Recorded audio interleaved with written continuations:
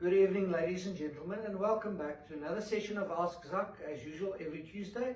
And as usual, my colleague Albert, welcome. Good evening, Zak. Good evening, everyone, and welcome to another session of Ask Zak. If you are new to Ask Zak, welcome. If you are a regular listener, watcher, subscriber, whatever, thank you for being here. And I'm sure that you will see today's Ask Zak is very insightful. Zak, we're going to focus on game. Is that correct? Yes, of course. We're looking at winter supplementation for your game.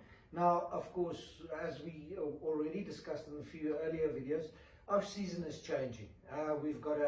Here in Middelburg, we had a very abnormally wet season.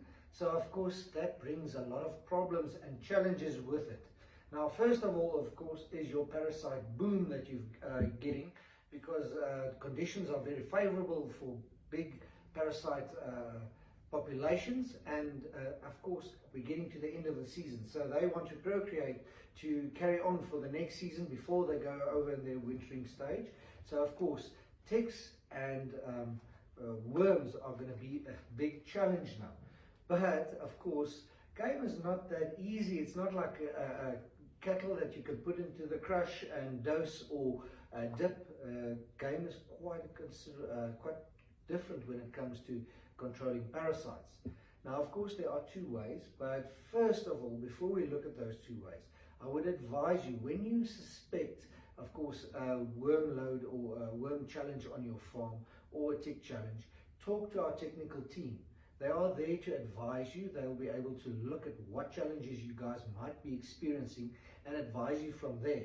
Because there are a few products, something like that we look at, of course, is your game feed with Panacur added into it. Now we know Panacur is a dewormer. You also get the Ivermac one. Ivermac also is dewormer. It does a little bit of external parasite, which is only the blue tick, and we've got many more species than just one in our country. So don't put all your eggs in one basket and hope this one single product is going to save it. And then of course we get over to the dips. There's quite a few different ways, like they say, a Boermeijer plan. There's quite a few different ways of applicating it. You get the feed troughs with the roller in, so when the animal eats, they rub the dip, usually a poron like Deadline or Amipor, that they get onto themselves. And of course it's a more systemic product, so it gets absorbed into the animal and makes them poisonous for the ticks for that time.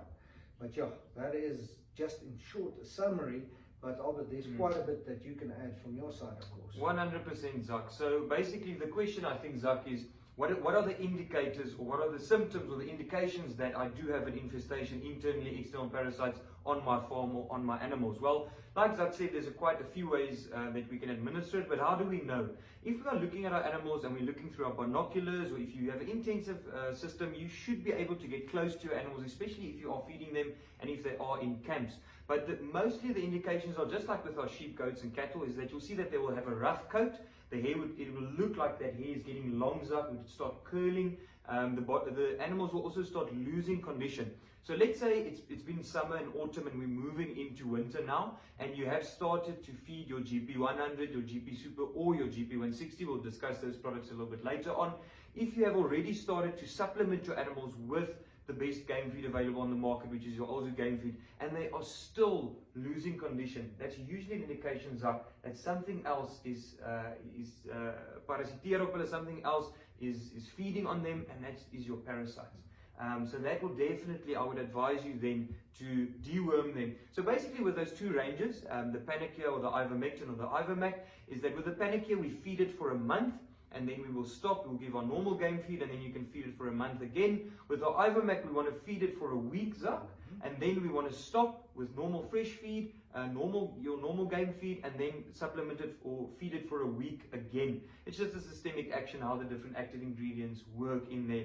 But if your animals are having a rough coat, they don't have that shine anymore, and they're losing that condition, and like Zak said, unfortunately we can't put our game into a crush and look if they are anemic and do some egg counts on it. Remember, what you can also do is you can also do egg counts on the feces around a trough, a water trough around there. You can do your fecal egg counts on that to see if the products that you are giving are working. So yeah, if you are using an extensive system, if you've got thousands of hectares or just a rough terrain where you can't feed them, we're looking towards our game block. Now, of course, our game block contains protein, minerals, vitamins, and of course aloe vera, a natural anti-parasitic remedy that is always included into our game block. Now remember, this game block contains no urea, can be put out, it can be used throughout the year, in the summer, the winter, every time of the year it can be used. So we usually tell our clients that if they have sufficient grazing, sufficient browsing as well, put out the lick block throughout the summer, but start supplementing your animals. As soon as your animals start losing condition,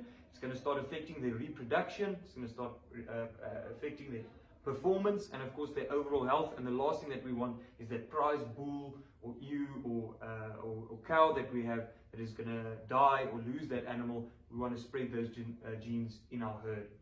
And just to add on with it, Albert, you touched on the licks. Of course, we've got the game lick as well.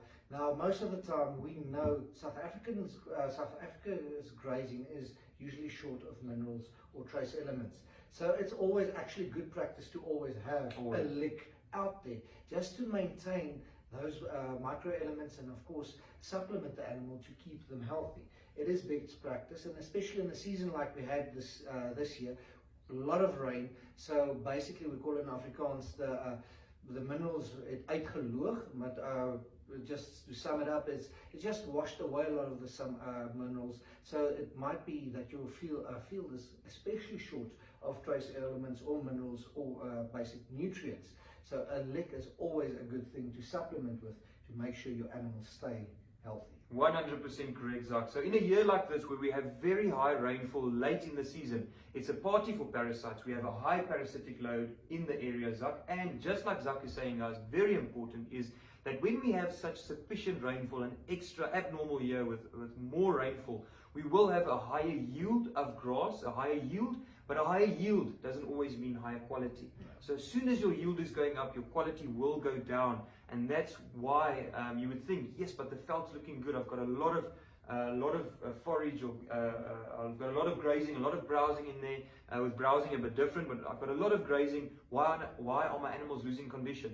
Make sure that you have a lick out, like Zak is saying. Remember, your lick is also a management tool. You can get the animals into a camp, into a boma, into an area where you like to work, dart, capture, passive capture, whatever. You can use those licks to get those animals in an area where you can then safely catch them, dart them, whatever. So use it as a management tool as well. And remember, your game block is not only the only thing, like Zak said, we do have the game lick, which is in a 40-kilogram lick available in a mash form that you put out ad lib. There's of course salt in there to make sure that the animals don't eat it all at once. But if you are experiencing a high intake on your game blocks or game lick, remember, there's nothing wrong with buying clip soap, nothing wrong with buying a salt lick. It's available at all of our depots. Put it out with your blocks. I would say one salt lick on 5 blocks, 3 blocks, depending on your area. And there's nothing wrong with salt. But do remember that it's only salt. It will only make your animals very thirsty. Help with that intake and just help to intake on the game block. But of course, salt's very important. But just remember that it's not going to be the golden bullet to your parasites or giving that extra condition. And of course, when it comes to your lick, if you haven't given your animals a lick, they are deficient. So they're going to consume a little bit more until the levels in their bodies stabilize. So don't get a fright when you see your animals polishing the lick for the first while. You'll see as soon as the levels in the body stabilize, their consumption of the lick will also stabilize and be much lower, because our animal, of course, wants to take care of itself and it wants to make sure those deficiencies are addressed, and that's why they usually take in a little bit more. So if you put it out right through the year, you're not going to experience deficiencies, and you're not going to have that spike in intake when it comes down to when you put out your licks. So when it comes to the feeds, of course, all of these products that we just mentioned, the Panacare, the Ivermectin, is available in our GP100, which is for our browsers, our GP Super, which is a 12% protein, wonderful feed. If you're going to auction, feed it a month before your auction. You will see the results. Your animals will shine. You'll even have a bit of horn growth length with that included. And of course, your animals will look in tip-top shape before you go to auction. And then, of course, we've got the GP160 Exoticos. That is for our browsers. Remember, we've got grazers, browsers, our animals that graze on the grass, and our animals that browse on the leaves. So please make sure that you are supplementing the correct product. And of course, Zak, on our team, we've got a few tips as well with a few products We've got a very diverse team, young, old, different areas, where we have a few tips for our game products, our game clients. Something like our multivitamin tablets, our eco tablets, something that you can administer in your water trough to make sure that your animals are getting in some certain vitamins. So the main thing is get to your nearest Alzu depot where all of these products and of course advice is available. The products are not for free, but the advice is, so please get to your nearest Alzu branch, go make a booking, go find out who is the technical advisor there, make a booking with them, get the details and get the help that you are needed and that every Alzu client deserves. And all this feed that Albert is speaking of, we of course test on all our animals. If you drive here down the Petroport here to Alzu, all those animals are on Alzu game feed. So we test it, we know the quality that we're delivering, because we're not going to give bad quality of feed to our animals, and make sure that they get the best.